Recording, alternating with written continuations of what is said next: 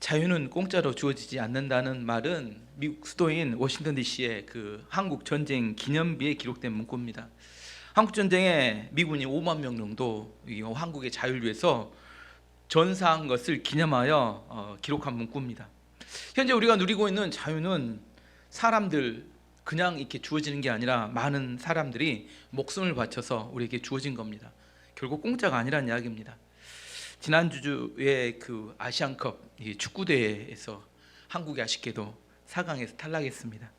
축구 좋아하시는 분들은 다 보셨을 텐데 결승전에 올랐다면 오늘 새벽에 아마 결승전을 했을 것 같은데 어쨌든 저도 축구를 좋아해서 많이 아쉬움이 나는 대회였습니다. 한국이 16강에서 사우디아라비아와 연장전을 치르고 승부차기로 간신히 8강에 올라갔고 8강에서 호주와 연장전 해서 역전승으로 4강에 올랐습니다. 그러나 너무나 많은 피로가 누적돼서 요르단과의 경기에서 지고 말았습니다. 8강전을 끝내고 난 다음에 역전골을 넣었던 손흥민 선수가 했던 아주 인상적인 깊은 이야기가 있었는데 지속되는 연장전에 힘들지 않았느냐 이렇게 누가 기자가 물어봤어요. 그때 이렇게 대답합니다. 나라를 위해 뛰는데 힘들다는 것은 핑계일 뿐입니다. 이제 4개 팀만 남아 하나의 우승컵을 놓고 싸우게 됩니다. 어떤 핑계도 필요가 없다. 한 가지 목표만 가지고 나아가겠다. 이런 이야기를 했습니다.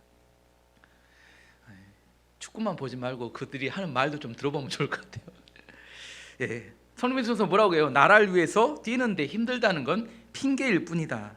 핑계란 상황이나 사람에게 패배의 이유를 돌리는 것을 말합니다. 연장전을 계속 뛰어서 너무 피곤해서 승리하지 못했다. 그날 심판이 너무 편파적이게 승리하지 못했다. 우리 팀이 최정예 멤버가 아니어서 승리하지 못했다. 등등등 핑계를 대는데 이게 주로 누구의 핑계예요? 일본이나 중국 선수들이 주로 대는 핑계들입니다. 손흥민 선수는 경기를 마치고 영국으로 출발하기 전에 또 이런 이야기를 남겼어요. 주장으로서 부족했고 팀을 잘 이끌지 못했던 것 같다. 이런 상황 속에서도 정말 많은 사랑을 주시고 응원해 주셔서 대한민국 축구 선수임이 너무나 자랑스럽다.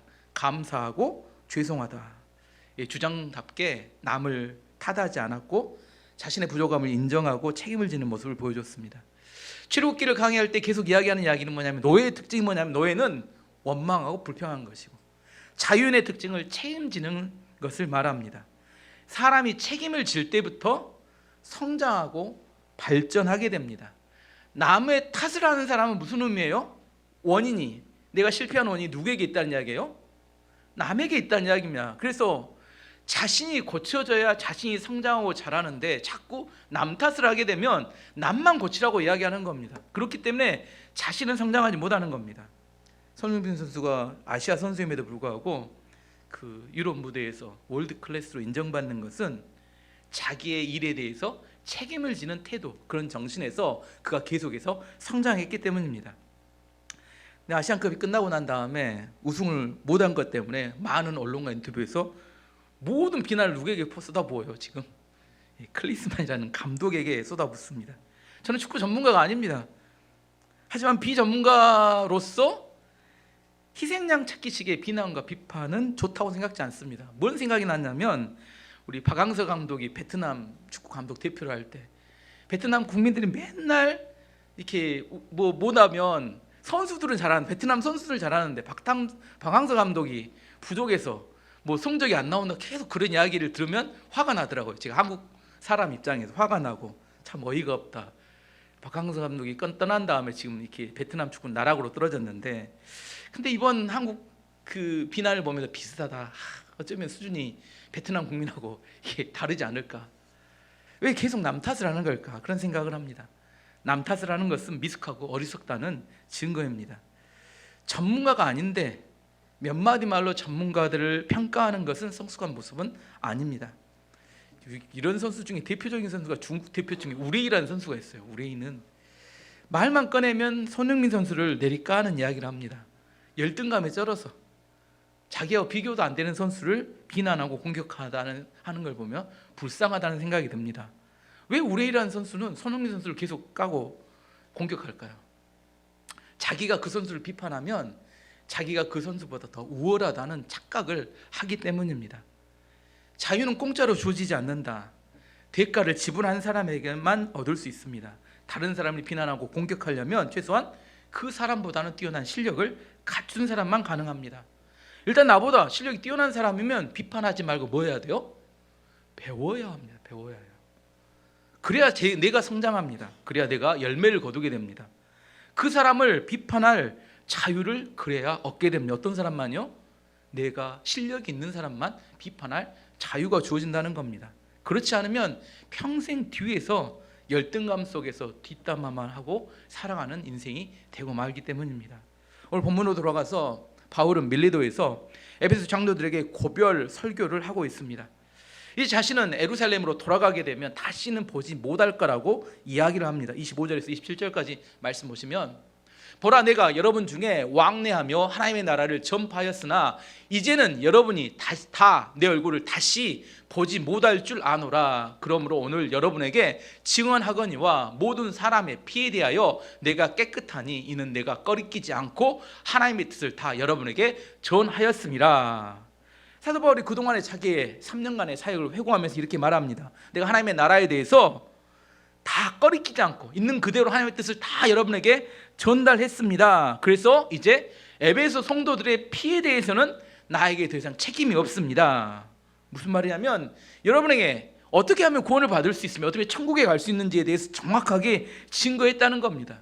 듣기 좋은 소리로 알쏭달쏭한 그런 복음 전하지 않았고, 분명하게 무엇이 하나님이 원하시는 것인지 뜻을 전달했기 때문에 이제 그를 받아들이지 않는 것은 여러분의 책임에 달렸습니다.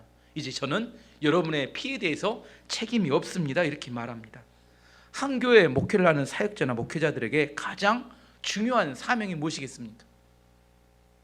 그것은 하나님의 뜻을 정확하게 성도들에게 전달하는 겁니다. 매주 드리는 설교, 매주 드리는 예배이기 때문에 여유를 부리며 세상에 잡다한 지식을 전하고 잡다한 이야기를 할 수 있습니다. 그렇게 생각할 수 있어요. 하지만 사도 바울은 자신에게 주어진 기회와 자신에게 주어진 시간을 낭비하지 않고 하나님의 뜻을 전하는 데 집중하였다, 그렇게 이야기합니다. 많은 사람들이 자기에게 주어진 기회와 시간에 이것이 또 주어질까라고 생각하면서 쉬운 일, 편한 일부터 하는 경향이 있다가 나중에 뭘 못해요? 정작 중요한 일을 전하지 못하고 뒤로 미루게 되다 보면 나중에 기회가 또 오겠지 이렇게 생각하지만 기회가 안 오는 경우도 꽤 많습니다. 그러다 그렇게 살기 때문에, 중요한 일을 뒤로 미루기 때문에 나중에 뭐가 돼요? 결국은 열매 없는 인생이 되고 맙니다. 제 이야기를 한번 해보면, 제가 의대 다닐 때 해야 할 공부가 엄청 너무 많으니까 제가 생각했을 때보다 훨씬 많았던 것 같아요. 그래서 제가 개발한 성경을 시험 공부 방법이 있습니다.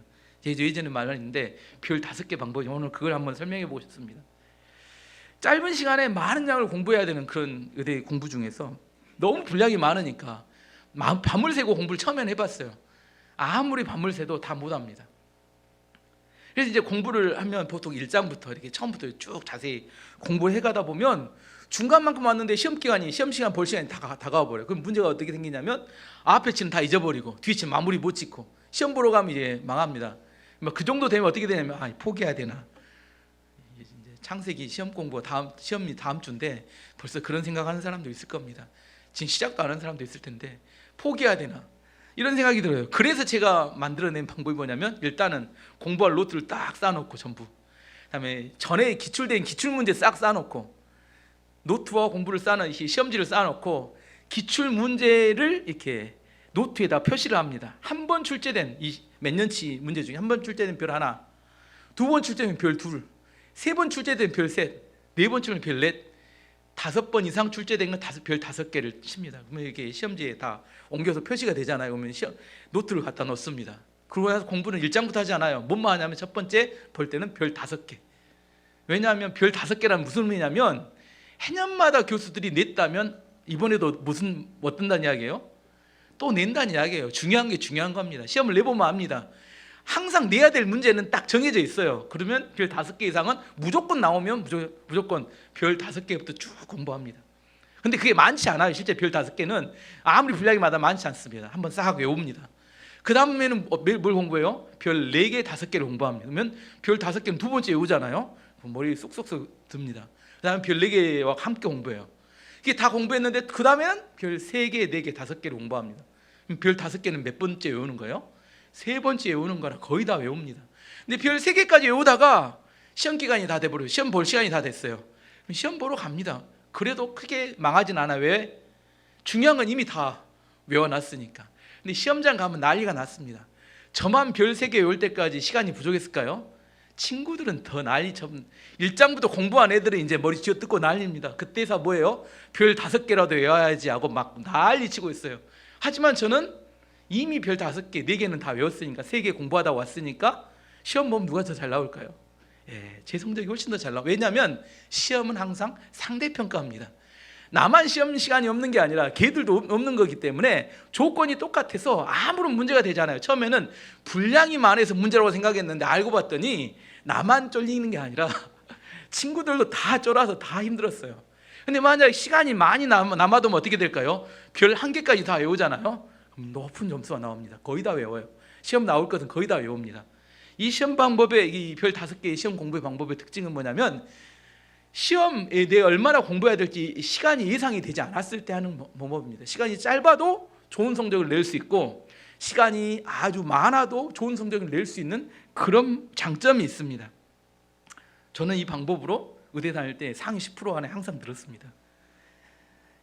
근데 이 시험 공부 방법이 시험 볼 때만 도움이 됐던 게 아니라 제 인생을 사는 데 매우 도움이 됐던 것 같아요.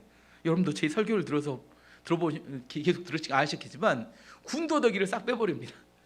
서론을 길지 않아요. 바로 본론부터 들어가고 중요한 이야기를 설교에 충분히 하기 위해서 옆에 있는 격가지 이야기들을 별로 하지 않습니다.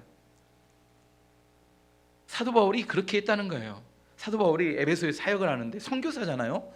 하나님께서 짐 싸하면 그날이 짐 싸는 날입니다. 언제까지 그 교회에서 사역해야 될지 이제 알 수 없어요. 또 유대인들이 핍박이 오면 또 짐 싸야 돼요. 언제 내가 그 에베소에서 사역할지 모르니까 뭐부터 있다는 거예요? 가장 중요한 십자가의 복음과 예수 그리스도의 부활과 그다음에 성령의 역사와 그다음에 예수 그리스도의 재림과 그다음에 성도들이 어떻게 살아야 될지 복음의 핵심 진리를 계속해서 가르쳤다는 거예요. 그래서 다 가르쳤기 때문에 이제 내가 떠나가도 후회가 없다 그렇게 이야기하고 회고하는 겁니다. 2024년에 여러분이 어떤 일을 하시게 되면 주어진 일에 중요한 일을 먼저 하시기 바랍니다. 그래서 올 한 해 많은 열매를 맺는 여러분이 되기를 기도합니다. 사도 바울이 이제 두 번째로 자기의 맡겨진 그동안 자기가 전도에서 맡겨진 양들 성도들을 에베소 장로들에게 위임하는 이야기가 나옵니다. 28절 말씀 보시면 여러분은 자기를 위하여 또는 온 양떼를 위하여 삼가라. 성령이 그들 가운데 여러분을 감독자로 삼고 하나님이 자기 피로 사신 교회를 보살피게 하셨느니라. 이 말이 너무 어려워서 쉬운 성경으로 다시 한번 읽어보도록 하겠습니다. 쉬운 성경으로 여러분은 자기들과 모든 맡겨진 양떼를 잘 살피고 그들을 잘 돌보십시오. 성령께서 여러분을 감독자로 세우셔서 하나님께서 자기 아들의 피로 사신 교회를 돌보게 하셨습니다. 장로들에게 이제 교회의 성도들을 맡기고 위임하는 내용입니다. 여러분을 하나님께서 성령께서 교회의 감독자 리더라고 생각하면 맞을 것 같아요. 리더로 세우셨습니다. 그리고 자기 아들의 피를 예수님의 피로 사신 교회를 돌보게 하셨습니다. 교회는 교회 건물이 아닙니다. 교회는 교회 성도들이 교회라고 이야기합니다. 교회 건물은 예배당일 뿐입니다. 교회 성도들 하나하나가 교회입니다. 하나님께서 이 장로들에게 사도 바울이 그동안 전도에 더 양육했던 성도들을 이 장로들에게 교회, 몸된 교회, 예수 그리스도의 피로 사신 교회, 교회가 뭐라고요? 성도들을 이야기한다고 해요. 피로 사신 교회 성도들을 맡기고 위임했습니다. 그런데 이야기합니다. 이 교회 성도들은 내가 세운 게 아니라 내가 여러분 이렇게 성도들의 리더로 감독자로 내가 세운 게 아니라 성령님께서 여러분을 이 교회의 리더와 감독자로 세우셨습니다. 이렇게 이야기합니다. 교회 리더는 교회 리더는 자신을 세운 것이 사람이 아니라 하나님임을 인정하는 믿음이 있어야 합니다. 교회 리더는 누가 세워요? 하나님이 세우셨습니다. 하나님이 교회의 주인이시고 하나님께 교회 직분자를 세웁니다. 또 따르는 성도들, 그 리더를 따르는 성도들은 그 리더가 사람이 세운 게 아니라 하나님이 세우셨다는 것을 믿고 하나님의 종으로 받아들여야 합니다. 이것이 예수님이 피로 사신 교회를 세워가는 방법입니다. 교회는 참 특이한 구조로 되어 있습니다. 교회의 몸은 믿는 성도들, 인간의 모임입니다. 교회 몸 뭐라고요? 성도들. 원래 죄인이었는데 구원받은 성도들의 몸이 교회의 몸입니다. 교회의 머리는 누굴까요? 교회는 자기 피로 교회를 사신, 세우신 이 예수님. 그래서 신과 머리는 신이고 몸은 인간의 모양이에요. 그래서 교회는 겉모양을 보면 어느 교회는 교회 인간의 모임처럼 보여요. 세속적인 모임, 사람들의 모임. 하지만 그 내면에 들어가 보면 내면의 중심에는 누가 있어요? 예수님이 계십니다. 그래서 하나 예수님과 인간이 합쳐진 모임이 교회입니다. 성도들은 이 예수님께서 피로 사신 교회를 지키고 헌신해야 될 사명을 가지고 있습니다. 그런데 악한 마귀는 이 교회 공동체가 아름답게 세워져 가는 것을 그대로 보고만 있지 않고 비판하고 공격하고 무너지기를 원합니다. 29절 30절 말씀 보시면, 내가 떠난 후에 사나운 이리가 여러분에게 들어와서 그 양떼를 아끼지 아니하며 또한 여러분 중에서도 제자들을 끌어 자기를 따르게 하려고 어그러진 말을 하는 사람들이 일어날 줄 내가 아노라. 사도 바울이 떠나고 나면 사나운 일이란 이단들을 말합니다. 이단의 공격이 있을 것을 미리 경고합니다. 이단이란 달을 이 끝단. 뭐가 다른 게 이단이에요? 뭐가 달라요? 달을 이 끝단. 한자 잘 모르시나요? 뭐가 다르다고? 너무 빤히 쳐다만 봐서 눈은 뜨고 정신을 차리고 끝이 다른 게 이단입니다. 무엇이 달라요? 겉모양은 뭐예요? 똑같아요. 이단이나 이단 아니나 똑같습니다. 근데 뭐가 달라요? 끝을 지옥으로 인도하면 그 이단입니다. 끝이 다른 게 이단입니다. 오늘 본문에 보면 이단의 특징이 세 가지가 나옵니다. 첫 번째는 사나운 이리 왔다. 이단은 싸우기를 좋아합니다. 호전적이에요. 기존 교회를 지속적으로 비난하고 비판합니다. 왜냐하면 그 비난하고 비판해야 자기 존재 의미를 갖기 때문입니다. 진짜는 자기 증명을 할 때 누군가를 비판하지 않습니다. 말씀 위에, 하나님의 말씀에서 자기 정체성을 찾아요. 근데 가짜는 끊임없이 누군가와 비판하고 비교합니다. 내가 쟤보다는 좀 낫대요. 내가 쟤보다는 좀 못한대요. 비난하고 비판함을 통해 자기 정체성을 찾으려고 해요. 이건 뭐예요? 이건 가짜들의 특징입니다. 진짜는 비난과 비판이 아니라 말씀에서 자기의 정체성을 찾아요. 내가 누구인가? 내가 어떤 존재인가? 누구와 비난하고 비판하고 그렇지 않습니다. 사나운 이리가 첫 번째 특징이고, 두 번째는 양떼를 아끼지 아니하고. 이단의 특징은 양떼를 희생시켜서 자기들을 성장시켜 갑니다. 예수님은 양떼를 위해서 자기가 직접 죽는 십자가를 지심으로 양떼를 살리는데, 이단들의 특징은 양떼를 희생시켜서 자기들의 이익을 취해가는 게 이단들의 특징입니다. 두 번째. 세 번째는 자기를 따르게 하려고 어그러진 말, 거짓말을 합니다. 이단들이 거짓말을 해요. 거짓말을 속아 넘어가지 않으면 좋잖아요. 참 이상합니다. 거짓말을 너무 잘 속아 넘어가. 어떻게 이단들이 이렇게 부흥을 잘하는지. 제가 우리 교회 전에 옮겨오기 전에 신천지 교회 옆에 있었잖아요. 신천지 교회 옆에 있을 때 신천지에 있는 이렇게 젊은 청년들을 그렇게 많이 빠져들게 한다고 해서 신천지가 어떻게 우리 젊은 청년들이나 중고등학생들 이렇게 교육해 보면 알잖아요. 웬만하면 잘 안 따라오잖아요. 근데 걔들을 어떻게 그렇게 잘 홀딱 빠지게 만들어가지고 따라오게 할까? 그래서 저도 궁금했습니다. 그래서 신천지가 어떤 교리를 갖고 있는지, 신천지가 어떤 이렇게 정책을 쓰는지를 알려보고 저도 책을 몇 권 읽었습니다. 그 중에 제일 두꺼운 책, 좋았던 책이 신천지 비판이라는 책이 이렇게 두꺼운 책이 있었어요. 처음에 책 읽을 때 어떻게 읽었냐면 저도 긴장했습니다. 행여 또 나도 빠지면 안 되니까 이게 얼마나 또 신비한 책인가, 사람들 이렇게 빠지게 할까. 근데 몇 장 읽다 보니까 긴장이 풀어졌어요. 이런 허접한 이론이 있나? 어떻게 이런 거에 빠지지? 저는 깜짝 놀랐어요. 뭐 말도 안 돼요. 좀만 생각해보면 너무 틀린 이야기들이 너무 잡다한데 이거에 빠지는 사람들은 무슨 정신일까? 어떻게 이걸 빠질까? 이거 뭐 신기하다. 이런 이론에 빠진다는 게 어떻게, 나는 제 생각으로는 도저히 받아들이기 어려운 이론과 이런 뭐 좀만 생각해보면 앞뒤가 안 맞는 이야기들, 거짓말 투성이 근데 이걸 어떻게 빠질까? 제 결론은 두 가지였어요. 첫 번째는 이건 이론이 뛰어난 게 아니라 미혹의 영이다. 이단의 영이다. 악한 영이 역사에서 사람을 홀리는 거지 이거에 빠진다는 것은 내가 도저히 받아들이기 어렵다. 두 번째, 기존 교회에서 얼마나 말씀을 가르치지 않으면 이런 말도 안 되는 이론에 이거 홀딱 빠져서 거기에 자기 뭐 헌신하고 쫓아다닐까, 집도 떠나고 청년들이 막 집단 생활하고, 이게 뭐 저는 상식, 이게 제가 읽으면서 이거 뭐 어려운 것도 아니고 뭐 특별한 것도 아니고 너무 쉬운 이야기인데, 여러분도 읽어봐도 특별한 이야기 없어요. 이게 뭐 특별하게 이렇게 신비로운 이야기도 없고 우리에게 뭐 우리 홀릴 만한 이야기도 없어요. 그냥 너무 평범한 거짓말, 이 정도 되는 이야기입니다. 근데 안타까웠어요. 에베소 4장 14절 15절도 우리에게 이렇게 이야기합니다. 이는 우리가 이제부터 어린아이가 되지 아니하며 사람의 속임수와 간사한 유혹에 빠져 온갖 교훈의 풍조에 밀려 요동하지 않게 하려 함이라. 오직 사랑 안에서 참된 것을 하여 범사에 그에게까지 자랄지라. 그는 머리니 곧 그리스도라.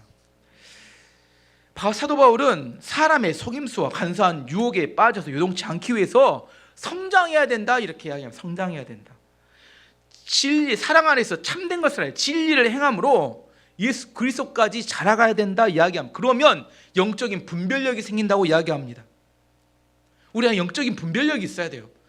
저는 제발 그 허접한 이론에 빠지는 그 자존심 상한 일을 하지 않았으면 좋겠어요. 아니 뭐라도 좀 새끈한 게 있으면 빠져도 괜찮겠다. 아니, 여러분이 가서 또 이단에 빠져 신천지에 빠졌다 하면 제 자존심이 상할 것 같아요. 왜냐하면 너무 허접해서 뭐 근거가 있으면 모를까. 이단은 중독성이 있습니다. 한번 이단에 빠지면 쉽게 이단에서 빠져나와 기존 교회 신앙생활하기 쉽지 않습니다. 왜냐하면 거기서 받은 교육, 잘못된 가치 기준이 내면 깊숙이 틀어박히게 되면 진리를 향해 가지 못하도록 막아버리기 때문입니다. 신천지에 빠졌던 사람이 나오면 또 다른 이단으로 들어갑니다. 참 이상합니다. 또 이단의 영은 세습이 됩니다. 가족으로. 제가 봤던 어떤 부분은 부모님은 어떤 이단에 빠지는데 자식은 또 다른 이단에 빠져. 이상합니다. 기존 교회에 적응을 못해요. 부모와 자식이 다 같이 신앙생활을 하는데 다른 이단에 또 빠진 걸 봅니다. 그래서 이단의 가르침은 가능하면 접하지 않는 게 가장 좋은데, 더 중요한 것은 하나님의 진리의 말씀으로 성장해서 이단을 분별할 줄 아는 능력을 갖는 것이 중요합니다. 여러분, 이단에 구별할 줄 알아야 합니다. 쉽지 않아요. 세상에 지금 신천지뿐만 아니라 신천지 이제 아류들이 너무나 많이 생겨납니다. 신천지뿐만 아니라 우리가 살아가는, 우리 자녀들이 살아가는 시대에는 우리가 알기보다는 새로운 이단들은 우후죽순처럼 자라나고 성장합니다. 그것들을 다 알아낼 필요도 없어요. 어떻게 하면 돼요? 우리가 가지고 있는 진리의 말씀 안에 든든히 세워져 가면 그것들은 다 분별이 될 것들이기 때문입니다. 그래서 사도 바울이 장로들에게 사역의 핵심에 대해서 이렇게 부탁합니다. 31절 말씀 보시면, 그러므로 여러분이 읽게요, 내가 3년이나 밤낮 쉬지 않고 눈물로 각 사람을 훈계하던 것을 기억하라. 사도 바울이 3년 동안 에베소 교회에 사역하면서 밤낮 쉬지 않고 눈물로 각 사람을 훈계했던 것을 기억하라고 호면합니다. 사도 바울은 장로들에게 자신이 어떻게 성도들 위해 3년 동안 사역했고 훈련했는지 그 태도를 보았던 것을 기억하라고 이야기합니다. 제가 여러 번 말씀드립니다. 엄마가 자녀들에게 공부하라고 소리 지르면 아이들은 뭘 배운다고요? 공부하라는 이야기를 들을까요? 소리 지르는 모습을 배울까요? 소리 지르는 모습을 배웁니다. 자녀들은 부모의 삶을 보고 배웁니다. 자녀가 열심히 공부하기를 원하시면 어떻게 하면 돼요? 여러분이 공부 열심히 하면 됩니다. 여러분 공부 안 하면서 공부해라. 자녀가 뭐라 해요? 엄마 성적표 한번 까봅시다. 고등학교 때 어떻게 공부하셨는지. 머리 아파 버리죠.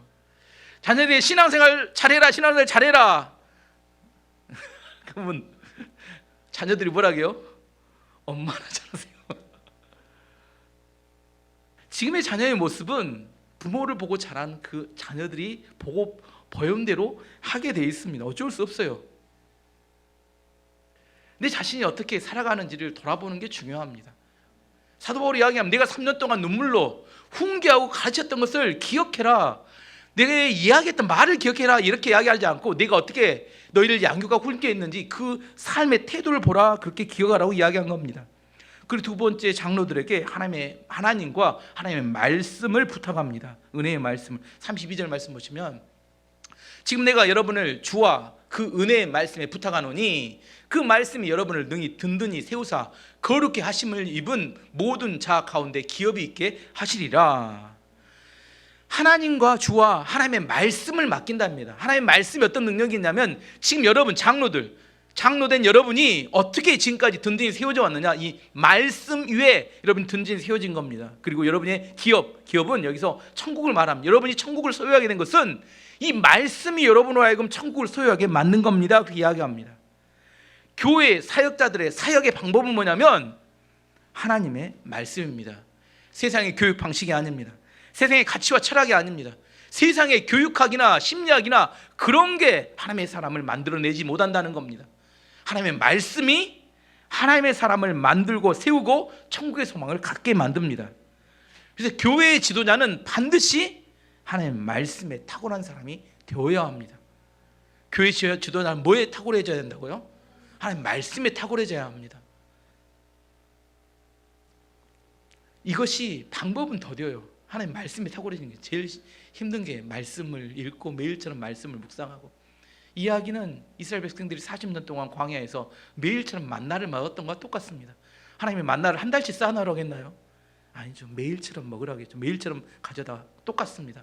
우리는 매일처럼 하나님의 말씀을 먹어야 우리 안에 말씀이 우리의 속사람을 강건하게 만들고 믿음을 성장시켜서 영적인 분별력과 모든 하나님의 지혜를 갖도록 만드는 능력이 생기게 됩니다. 그러면 교회가 변화가 되고 성장되는데, 이게 단기간에 되는 게 아니라 긴 시간에 걸립니다.